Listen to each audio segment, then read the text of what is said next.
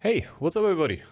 Welcome to a Northbasics video on this channel, a series that we didn't have for quite a time on the channel. Here I want to talk to you about the basic mechanics that are in Northgard and try to explain them to you as good as I can. In this episode we're gonna talk about food and wood in Northgard, the two most important resources in Northgard, also the two most basic ones, the most easy to acquire, but also the ones without nothing in Northgard would really work. So let's not talk around here for all too long and just jump right into the meat. The first and probably most important resource in Northgard would be food. Food is basically the lifeline of your clan, because every single villager of you will consume a little bit of food, so you will always need to have something in stock so your villagers do not get sick. There are actually manifold ways to acquire food. One of the most basic ones would be your villagers that you have always around your town hall at the start of the game. All the numbers that I talk about in this video are on hard difficulty, because it's usually the most played mode in Northgard, because it's also the mode that the ranked gameplay is going to be played on.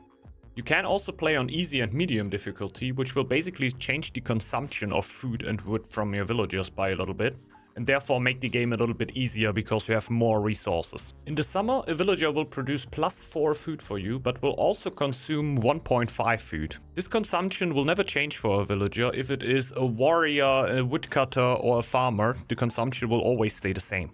This will only change if you take a specific lore that changes the consumption. For example, the ranger lore of the Raven clan, which will let scouts not consume any food anymore. This consumption will even stay the same in winter, and the reason that you oftentimes run into food problems in winter is that your villagers' production will drop down to only 2.6. This is a production drop from almost 40%, and is oftentimes the reasons why the clan can barely keep itself alive in winter. So if you want to have a stable food source, you're gonna have to rely on one of the food sources surrounding you, which can be hunters, fishers, or farmers. These different food sources have their own up and down sides, but in the end it all comes down to the same yearly production. So farmers will have a production of +5 in summer, but when it comes to winter it will drop down to 2.6, so basically just as low as a normal villager. Fishers, on the other hand, have a production of 4.3 food in summer and will not drop at all in winter. So if you are looking for a great food source in the summer, farmers would be your choice, and if you feel like you need something to get you over the winter, fishers would be the better choice. But like I said before, seen over the whole year, the food production for both of the food sources will be roughly the same. In between the two extremes of farmers and fishers are the hunters. Hunters will produce 4.75 food in summer and 3.125 food in winter. Basically being the middle ground in between fishers and farmers, being relatively good in summer but also relatively good in winter. What you want to go for there really comes down to what your clan wants. So for example, for Kraken clan, obviously it would make sense to go for fishers. But it can oftentimes also just come down to personal preference. I personally really like to have a lot of food in summer and a strong food production in summer. So for me personally, farmers are oftentimes the choice when I have one. Even though there are definitely situations where I will also go for fishers, because I feel like building a farm just before the winter just doesn't make sense anymore, and the fisherman's hut would give me a lot more throughout the winter. But I also know a lot of players that really prefer fishers because they just like it more that their food is not dropping as much in winter, making the eco a little bit easier to manage, and also they are not forced to get a big food stack before the winter comes, as you would need to do when you have a farm. If you want to boost your food even further, there's of course also different ways of doing that. You can either upgrade them, giving you one additional slot for an extra worker and giving you a +20 production bonus for all of them, or you build a silo, which will give all food workers a 10% bonus on their production. This only counts towards specialized workers, so villagers will not be affected by that. Healers and sheeps, however, are not counted as specialized food workers and will therefore not get buffed by a silo, even though it seems a little bit weird.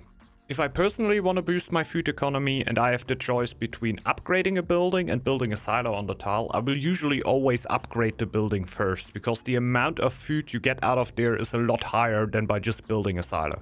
It's not only that you get a 20% extra bonus production on top of it instead of only 10, but also that you get one additional slot for an extra worker. If you then want to upgrade your food even further, of course, just build a silo in it, maybe even go for the eradication lore and maybe upgrade the silo in the later stages of the game.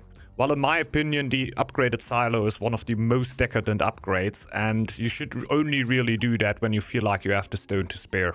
Oftentimes, just gaining a new food source and building another food building that you can then upgrade is the way more efficient way of getting more food. But if there's really no way for you to expand and you really need more food, it might be your only option. So keep in mind, upgrading the silo is always possible. But to do basically all of this, we're gonna need the other resource that is a big part of this video, and that will be wood.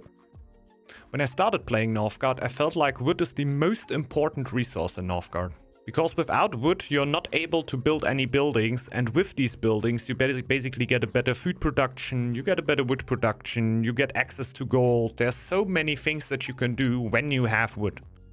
Even though my views have changed a little bit, seeing that food and lore is just as important for a vital early game, I still feel like wood is the main driver of your eco development. And if you don't have enough of it, your eco will basically just be stalling. So if you are one of the clans that is interested in a big eco, always watch out to have enough wood to build new buildings, upgrade new buildings and whatnot. Just as food, wood is also one of the resources that will permanently be consumed by your villagers. It is a lot lower than for food though. Having a wood consumption per villager in summer by 0.1 and in winter by 0.35. So the consumption of your villagers is a lot lower, and it is also a lot easier to come by than food. Because you can basically build a woodcutter's lodge in every single of your tiles, making it very easy to add additional woodcutter's lodges if you need more. And every single of your woodcutters will be producing 4.8 wood for you throughout the whole year, so it will not change throughout winter. If you are lucky enough to find a forest around you, each of your woodcutters will even produce you 5.2 wood per tick. So this will basically be better than the farmer's food production in summer throughout the whole year. So that is why I think it is a little bit easier to come by a lot of wood than food, because it is just very easy to expand your wood economy, and on food you're a little bit reliant on your spawn and which food sources spawned around you and how many of them. So you will never really need to adapt your wood economy, and if you find a good amount of woodcutters lodges that you can come through the game with, you can usually go for that with every single game and will not need to adapt for different spawns. This is why wood is a very consistent resource, but nonetheless very important for the build-up of your eco. It doesn't really matter if it's food or wood though, they are two of the resources that you generally only need a finite amount of. So you basically only need enough food to feed your people, colonize all the tiles that you want, and maybe get out a feast or two. Same thing goes for wood. So you basically want to have enough wood to not start freezing. You want to have enough to build all the buildings that you want, basically your eco, your camps later on. But after that, you won't really have a benefit of having 3000 wood laying around. So keep in mind that both of these resources are really essential for the start of your build-up, but in the end of the game will only be as important as your villagers not starving or freezing. So it is not like resources like gold or lore, where you basically can never have enough of. So always keep in mind that these resources are very important, but not the most important thing in the game.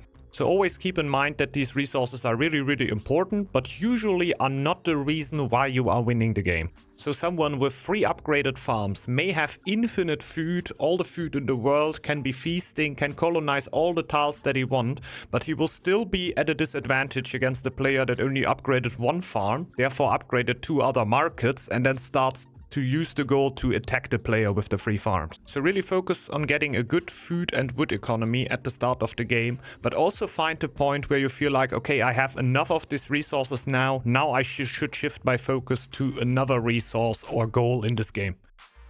And with this, I think we came to the end of this little video here. I hope you could learn something about how food and wood works in Northgard, what it can be used for and how to acquire it. And if you enjoyed the video, I would be really happy about you leaving a like on the video, or maybe even subscribing to the channel if you want to see more content like this. So without further ado, this was the Crazy Dentist. Thanks a lot for watching and have a great day everyone. Bye bye.